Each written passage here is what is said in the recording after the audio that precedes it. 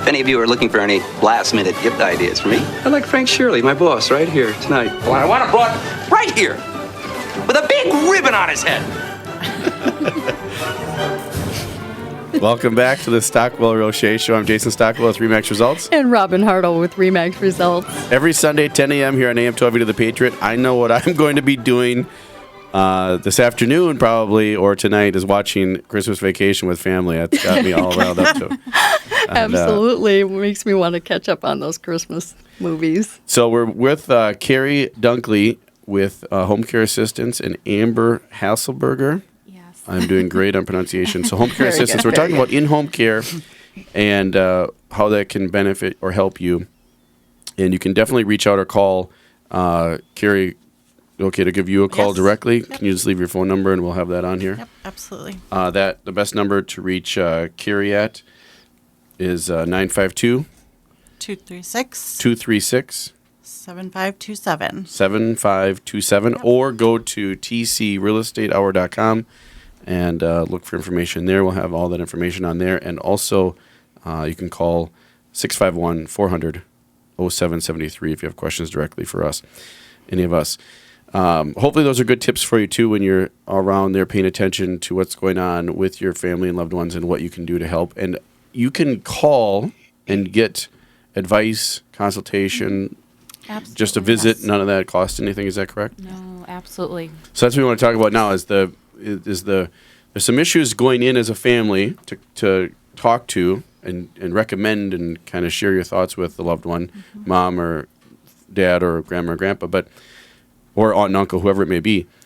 But then the other thing is, once you've decided, hey, this is what we think you want to do. And then moms or dad says, oh, I want to stay here in my house. Okay. Then we're going to talk about who's going to help with that combination of the loved ones and maybe an outside service. Then it gets to the money, the thing. There's two things. Isn't there two things that cause people to be irrational? Money and love. Isn't it love and money? Or love of money? I don't know. Love of Money, yes. So then you get to the fun part of, okay, how is this going to be paid for? And this is easier if someone has a massive estate or they have all kinds of wealth, of course. But still, that can even cause family problems because some reason it just causes a lot of problems. The best interest may not be put in mind by someone else. By one person's view, that's not the best. That costs too much for mom. Or that's what I want to do, or that, so and so on. So, how do you pay for this normally? How does it work for you guys for payment plans or payment options? And then I want to talk to Jason about some options for people in the situation if they have assets that they maybe don't have the cash handy available to pay. What do they do? So, but I'll let you guys share, Carrie and Amber Great. first. Okay. So when somebody's looking for home care in their home, it's good to remember that we do take long-term care insurance. Yeah. So that is, that's very helpful as somebody who's planned ahead and wants to stay home for the duration of their journey of their life. And then we also, it's paid by cash, so it's not covered by Medicare.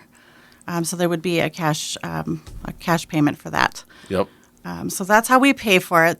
We do try to structure around what they can afford. So if somebody only needs a couple hours in the morning, a couple hours in the evening, we can do that. If it's more affordable for them to have a couple times a week, 3 or 4 times a week, to come in and do some meal prep, cleaning, bathing, that sort of thing, we can come in and help with that. Or if they need more round-the-clock care, we can obviously we can do that. But all those are usually cash out-of-pocket costs. So do most of your clients, Carrie and Amber, do most people just pay out of pocket for the service, or are you seeing a lot of people use the long-term care insurance? I would say at least half, maybe a little bit less of our clients are on long-term care insurance. Really? Yeah. I did not know that. Yeah. And is that common? I mean, people on long-term care, is that pretty common?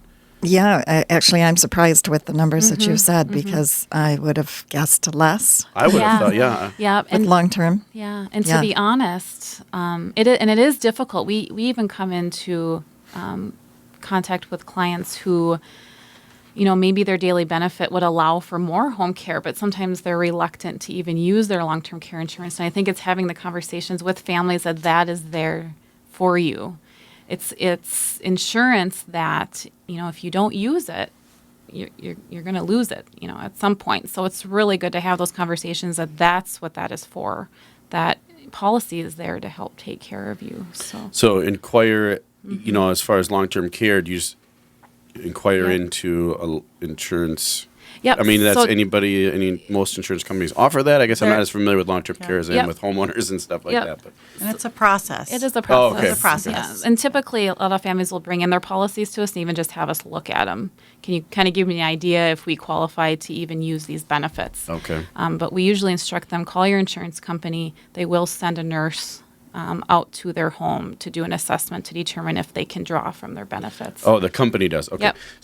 So that might be something that might be another tip from the show, a takeaway from the show for you out there is look into possibly if it's long-term care. And I don't know what the rules are on it and age limits and all that, but maybe have a conversation about that or look into that as an option, because that the people that use the long-term care versus the people that pay out of pocket, are they getting more? I mean, I guess there's a benefit because it's being covered by your insurance, but is it kind of half a dozen one way and 6 the other way, or is there any benefit to doing the long-term care? They'll get the Well, the same benefit- services no Yep. matter Yeah. what. Same services, Absolutely. it just Yep. helps Yeah. offset the cost. Yep. Essentially, the monthly cost is what it's going to help offsetting. So some people, But I mean, versus the premium, yeah. you know what I'm saying? Yeah. Like, is it Well, kind the of other- like you're paying it anyway? So No, the No, other it's- thing is that they stop paying on their premium once they Once have opened their case to long-term care.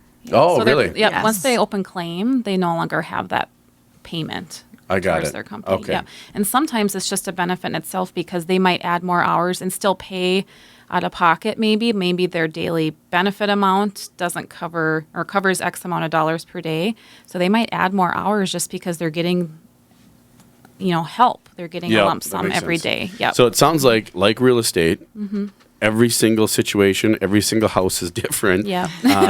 So you definitely need expert advice or consultation on that. And as far as using assets or resources, Jason, on the mortgage end of it, if a lot of folks in this age group that we presume need or are helping with long-term care, probably a lot of them have their homes paid for. They've been there so long. Is that something that people can use as a resource, as the equity in their home if they don't have long-term care, or do you guys look at stuff like that? Or Absolutely. And I'm not a licensed reverse mortgage, but that's something to certainly check into as well.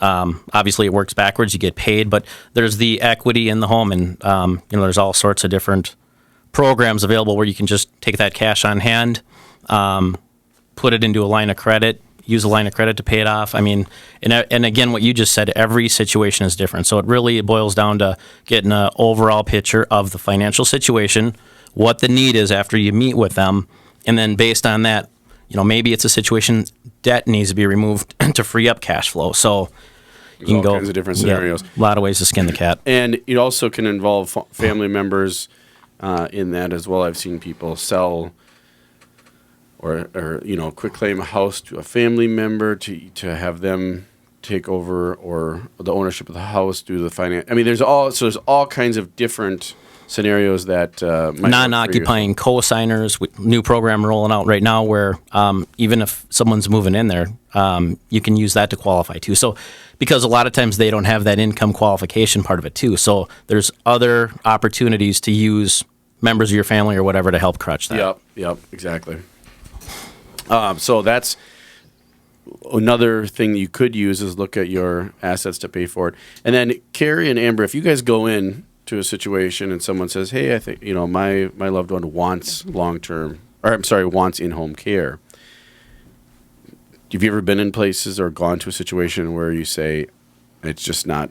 We just are unable to do in-home care here, even though they really, really, really want in-home care and they have to go." Do you recommend outside facilities, or what do you recommend? Yes, and I'm going to let Amber answer this because she is the social worker, and that is the benefit and that is the differentiator of having a home care agency with a licensed social worker to give those judgments. Yes, home care assistants. Your firm, your outfit. There's so many home care things you see now. It's popping up all over, and there's also a lot of people that just do it kind of on the side, or if you will, as a part-time job.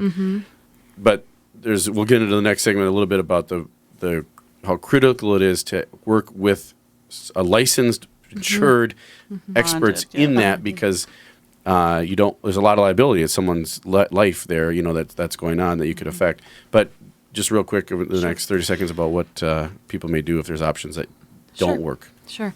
And that's part of my initial assessment when I go in to see families. If there is something that's really beyond our scope of practice, if it is very clinical, I will absolutely work with that family to find another agency that would maybe best fit their needs, or if it is facility level of care, I will help them with that too. So it's not as if we're going in and saying, yes, we're going to help anybody, no matter what, we're going in and we're helping them. No, I'm going to look at, what's in their best interest ultimately. That's very good. So that's what it's all about, is what's in your best interest. So we'll be back in the next segment. I'm Jason Stockwell with RE/MAX Results. Robin Hartle, RE/MAX Results. We have Dan Eldridge, Jason Light, Carrie, and Amber. We'll be back soon.